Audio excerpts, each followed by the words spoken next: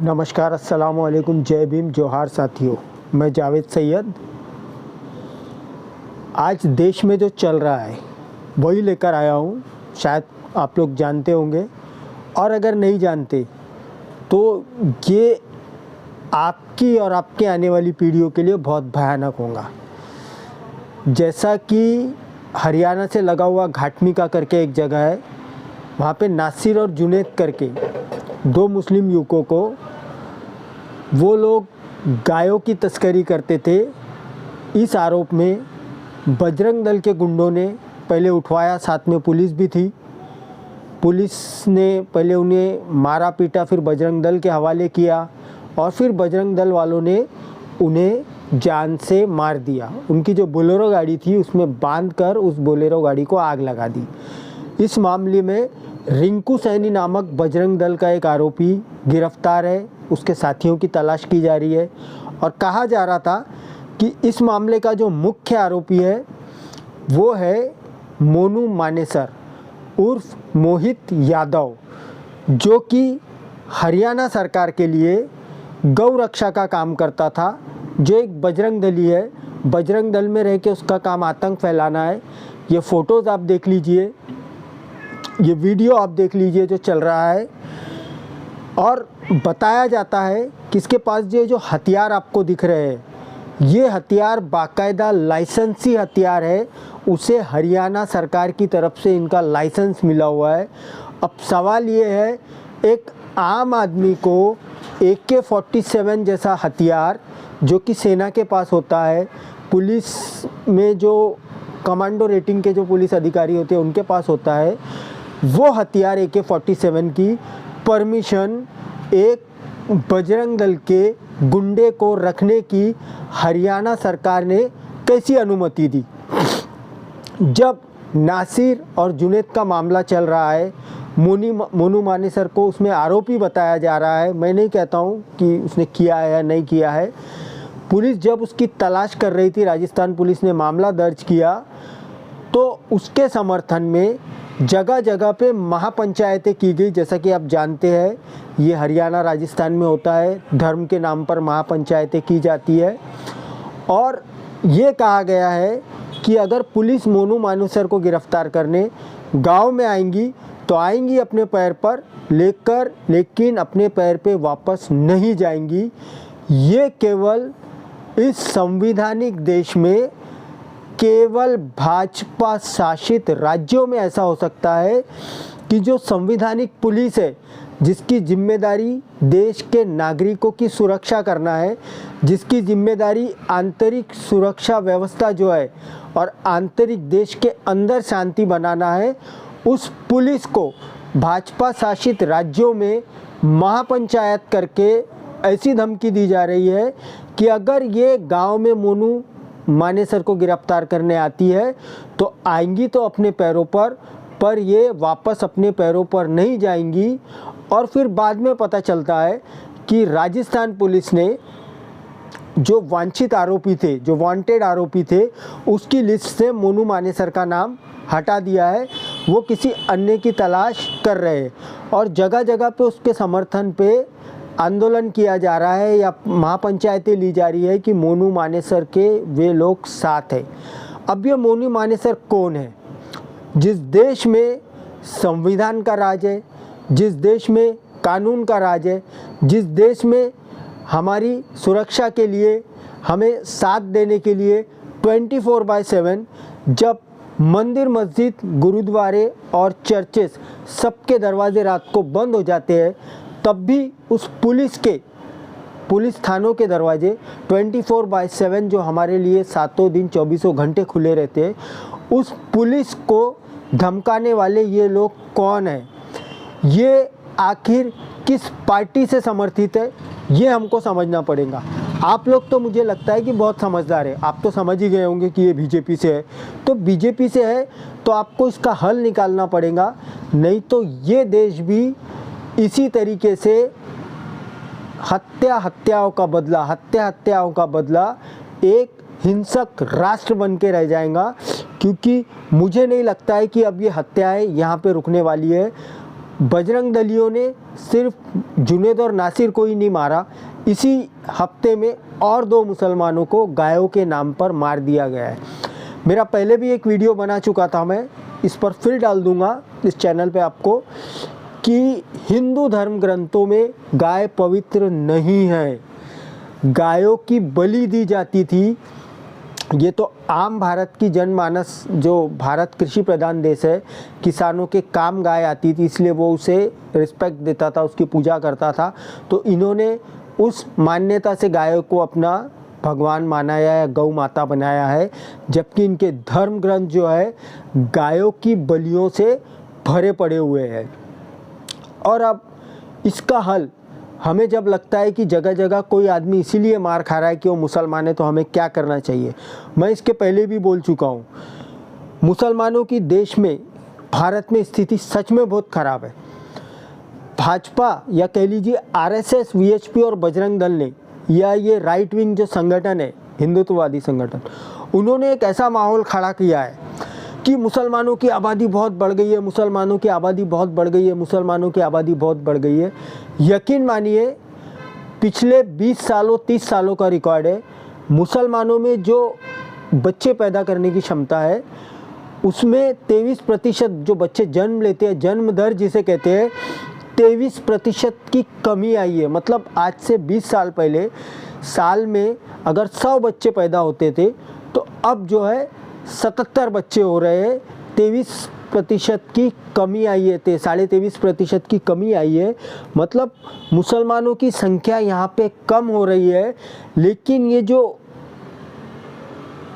आतंकी संगठन है, ये जो नफरतवादी संगठन है, जो अपने आप को धार्मिक और सांस्कृतिक संगठन कहते हैं, जैसा आरएसएस, वीएचपी, बजरंग दल, ये लोग एक ऐसा माहौल क्रिएट कर रहे हैं सोशल मीडिया से, और मीडिया आप जानते हैं, गोदी मीडिया इनका मीडिया है, इससे एक ऐसा माहौल क्रिएट कर रहे हैं कि आम जनमानस में, आम हिंदुओं में भी, जो कभी हिंदू मुसलमान नहीं करता, जिसको राजनीति से लेना देना नहीं है, जिसे केवल अपने घर परिवार और रोजी रोटी से लेना है, उसके भी दिलो दिमाग में ये डर पैदा हो जाए कि देखो मुसलमान इतने बढ़ गए हैं। वास्तव में मुसलमानों की संख्या नहीं बढ़ी है।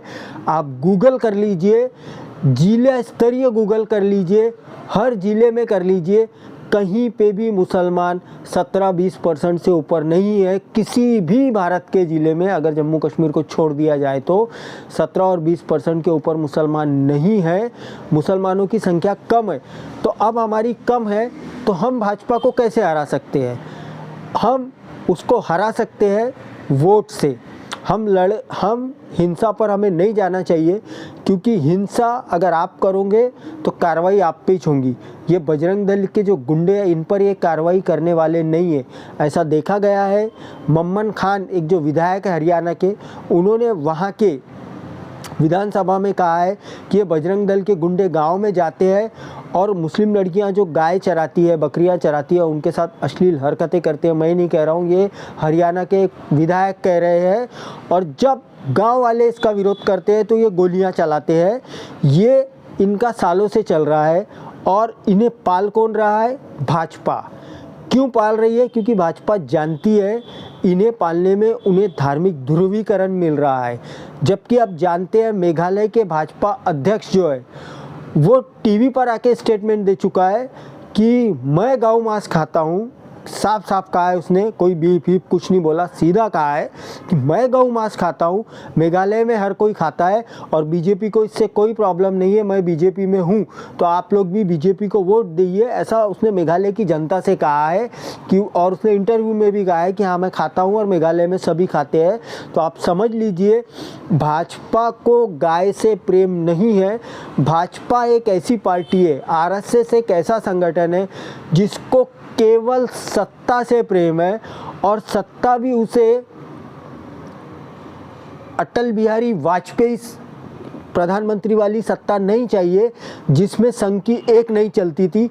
उसे सत्ता नरेंद्र मोदी जैसे कमज़ोर प्रधानमंत्री की चाहिए, जो केवल अपने ठाट बाट में रहे, अपने आप में रहे कि मैं ही सब कुछ हूँ, और किसी भी अन्य चीज़ पर, चाहे देश में हिंसा बढ़े, चाहे देश में अत्याचार बढ़े या कुछ भी बढ़े, उस मामले पे केवल 2016 में नरेंद्र मोदी जी ने एक बार कहा था कि ये जो गौ रक्षक है ये रात के गुंडे हैं जो दिन को गौ रक्षक बन जाते हैं, इनको रात के गुंडे कहा था।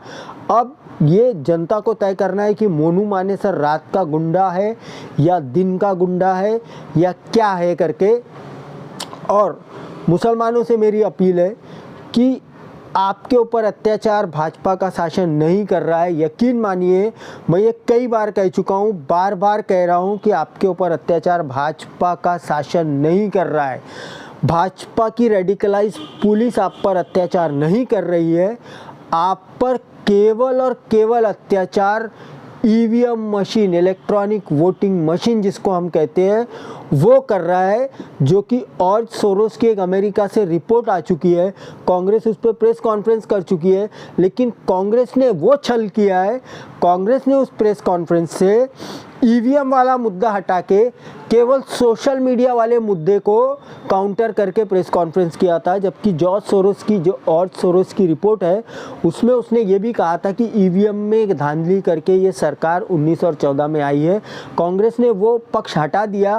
कांग्रेस ने केवल उसने सोशल मीडिया को लेकर क्या कहा, उसको लेकर कांग्रेस ने पत्रकार परिषद की है। तो समझ लीजिए, मुसलमान लोग, साफ साफ आपसे कहना है कि आपको अगर लगता है कि भाजपा आपकी दुश्मन है तो कांग्रेस अभी आपकी दोस्त नहीं है। कांग्रेस भी आपका जो आज इस हाल पे आज मुसलमानों की जो हत्याएं हो रही है, दलितों की जो हत्याएं हो रही है, उस हाल पे पहुंचाने के लिए सबसे ज़्यादा मुझे लगता है अगर कोई जिम्मेदार है तो वो कांग्रेस है, कोई और पार्टी नहीं है। क्योंकि कांग्रेस जानती है नोटबंदी के बाद भी, 2014 के बाद किसी को रोज़गार नहीं देने के बाद भी नरेंद्र मोदी फुल मेजॉरिटी में अगर 19 में जीत सकते हैं तो ये राज कांग्रेस को पता है कि वो कैसे जीते हैं। ये जैसा कि आपको कहा था, 19 में वोट शेयर कैसा हुआ था, 23 करोड़ वोट भाजपा को मिले थे जिसमें उसने 303 सीट लाई है, और 13 करोड़ वोट कांग्रेस को मिले थे।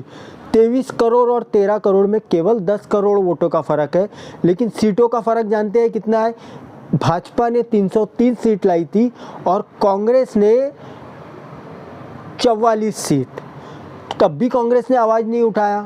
कांग्रेस ने यूपी चुनाव, अभी जो बीच में चुनाव हुआ था, इसमें आवाज़ उठाया है कि आखिरी के 1 घंटे में 57 वोटिंग हुई है चुनाव में, ये चुनाव में धांधली की गई है। अरे तो भैया साफ साफ बोलो ना, धांधली ईवीएम से की गई है। लेकिन कांग्रेस ईवीएम के मुद्दे पे बोलने को तैयार नहीं है। राहुल गांधी भारत जोड़ो यात्रा निकाल रहा है, लेकिन देश में जो है मुस्लिम और दलितों के ऊपर आए दिन अन्याय अत्याचार बढ़ रहे हैं। और मुझे नहीं लगता कि भाजपा जैसी एक ताकतवर पार्टी से या एक शातिर पार्टी से जो साम दाम दंड भेद सभी नीतियों का उपयोग करके राजनीति कर रही है, उससे राहुल गांधी या आज की जो कांग्रेस के नेता है वो उससे निपट सकते हैं। मुझे नहीं लगता है। उसके लिए हमें कोई तीसरा पर्याय, बहुजन पर्याय अवश्य ढूंढना पड़ेगा। नहीं तो आने वाला समय हमारे लिए, तुम्हारे लिए और भारत के संविधान के लिए बहुत खतरनाक होने वाला है। और मुसलमानों से मेरी रिक्वेस्ट है, हाथ जोड़ के विनती है कि अगर आप कुछ कर सकते हो तो आप ईवीएम का बहिष्कार शुरू करो। देखो आपके ऊपर अन्याय अत्याचार होना बंद हो जाएगा। आप वोटिंग का बहिष्कार करो, ज़रूर आपके ऊपर होने वाला अन्याय अत्याचार बंद हो जाएगा। यकीन मानिए, ये आप शुरू करिए और ये वीडियो ज़्यादा से ज़्यादा लोगों तक पहुँचाइए, क्योंकि आपके ऊपर जो अन्याय अत्याचार हो रहा है उसके आपको कोई सलाह दे रहा है सोशल मीडिया पे हथियार रख के घूमिए, उससे हल होने वाला नहीं है। क्योंकि जो बजरंगी गुंडे हैं वो लाइसेंस सरकार उनको देती है, और जहाँ तक मैं जानता हूँ AK-47 का लाइसेंस प्राइवेट पार्टी को नहीं मिलता है, मतलब आम आदमियों को नहीं मिल सकता। लेकिन मोनू मानेसर जैसा कि आप देख रहे हो हथियारों के साथ दिख रहा है, बड़े बड़े हथियारों के साथ दिख रहा है। इतना ही नहीं, वो जो जामिया मिल्लिया पे राम भक्त, जो क्या मुकेश नाम था, वो जिसने गोली चलाया था जामिया मिल्लिया पे, वो साइको आज पूरी हथियारबंद लोगों की फौज लेकर घूम रहा है। आखिर ये देश में हो क्या रहा है?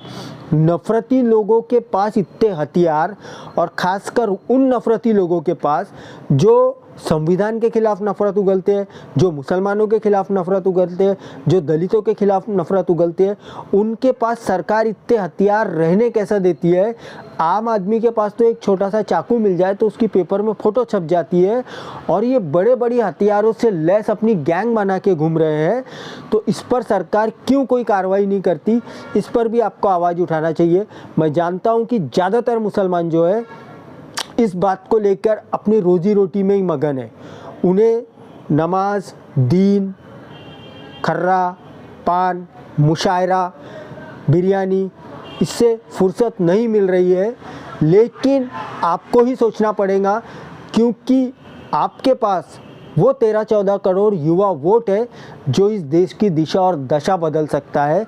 या ये समझ लीजिए कि कांग्रेस जो 13 करोड़ वोट लेके 44 सीटें लाई थी, उसमें आपके वोट 8 से 10 करोड़ थे, क्योंकि आप कांग्रेस पे आँख मूंद के भरोसा कर लेते हो, और उसी का खामियाजा मुसलमानों को भुगतना पड़ता है। उन मुसलमानों को जो मुस्लिम बस्तियों में नहीं रहते हैं या जो बाहर घूमने निकलते हैं, उन्हें बजरंगी गुंडों का शिकार होना पड़ता है। तो आपको ईवीएम के बारे में विचार करना पड़ेगा। और अगर आप अपने बस्ती में कहिए, मोहल्ले में कहिए, या कहीं कोई सभा लेना चाहते हैं, तो आप मुझसे कांटेक्ट कर सकते हैं।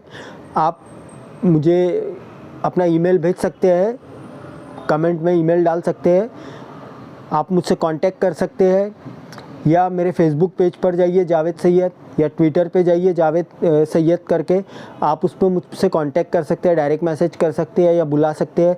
क्योंकि अब हमें जागना ज़रूरी है। अगर हम सच में संविधान को बचाना चाहते हैं, इस देश की धर्मनिरपेक्षता, अनेकता में एकता जो है, सभी धर्मों के लोग जो मिलजुल कर रहते, जो एक ये इस देश की खासियत को बचाने की, ये समझ लो कि जिम्मेदारी आज मुसलमानों के कंधे पर आई गई, जिसके ऊपर बजरंगी और वीएचपी के जो गुंडे हैं सबसे ज़्यादा अत्याचार कर रहे हैं। हम ही लोगों को सामने आके इस देश की डाइवर्सिटी, अनेकता में जो एकता है, उसको बचाने के लिए आगे आना पड़ेगा। जय भीम, जय संविधान।